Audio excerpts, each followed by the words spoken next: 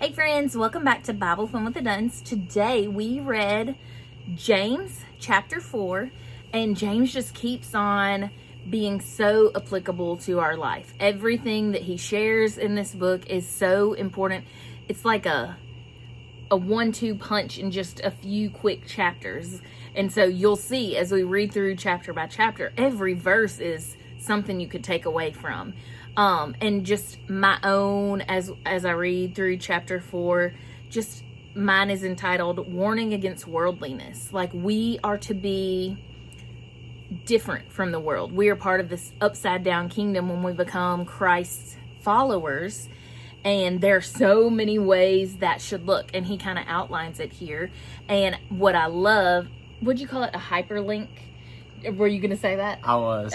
Okay. Well, then I'll let Jax go on. We were talking about this earlier. He has lots of good stuff. So that's one of my favorite things about James. If you haven't noticed by now, it serves almost as like a hyperlink because it references so many different points in the Bible. And so if you really look closely, you're going to see that. Like today, there's a lot that references Proverbs, and there's even parts that reference Ecclesiastes. And so it's really cool.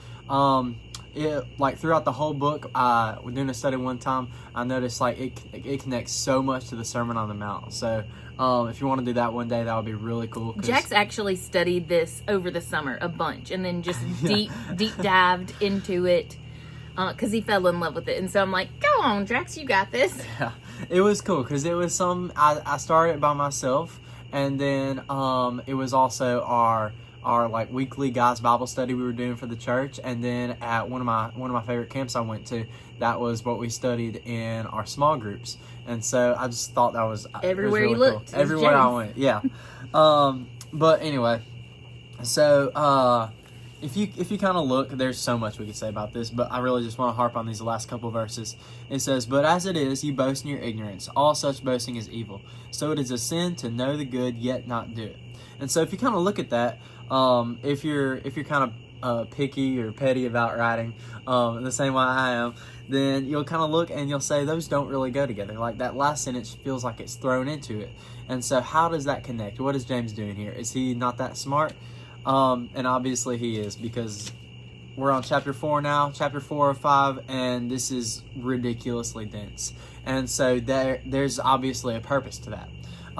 So like I said, so much of this connects to different points in the Bible. And so it says in verse 16, "But as it is, you boast in your arrogance. All such boasting is evil." If we turn to 2 Corinthians 12 and we look in verses 9 through 10, it says, "But he said to me, my grace is sufficient for you, for my power is perfected in weakness. Therefore, I will most gladly boast all the more about my weaknesses, so that Christ's power may reside in me." So right here, it's referencing 2 Corinthians in almost juxtaposed kind of way. And so he's saying, in 2 Corinthians, he's saying how it's Paul, right? I think Paul writes. Yes, Corinthians. Yeah, to the Church of Corinth. Church of Corinth. That makes sense. So he's a good them, guess for all the New Testament, honestly. Pretty much.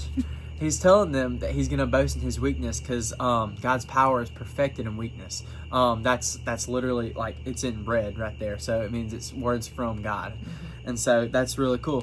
And so he says, all such boasting is evil when you boast in your arrogance. That's when you boast in yourself.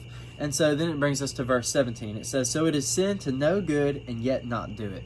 And so that's kind of where we feel like it doesn't fit in, because first he's talking about pridefulness. This whole chapter is really talking about pride.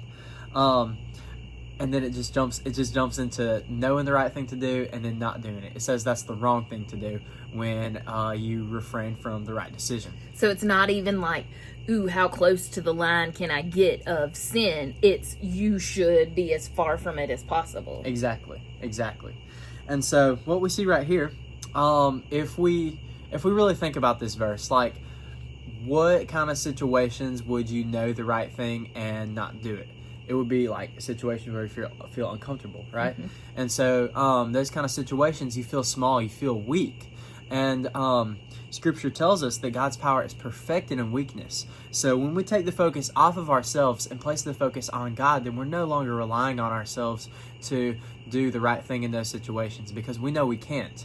And so we have to trust that his power is perfected in our weakness. And so when we're weak, he is strong. And so that is the only way that we can actually choose to do the right thing, even when it's the hard thing to do, even when it benefits, even if it benefits others and it hurts us.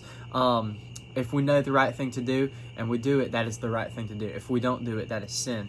And so the only way you can really nail that down is by having that relationship with God and having him come into you. And so, like we talked about last time I was on, James talks about our works, and our works are the overflow of our relationship with Christ. And so once we have gotten to a certain point in that sanctification process, then God starts to spill out of us, so that despite our weakness, we have courage. And it's not us doing the doing, it's God doing the doing through us. And so while we are weak, he is strong, and his power is perfected in weakness. So we can celebrate it. That's right. All right, friends. Thanks for joining us. We'll see you tomorrow. Bye. Bye.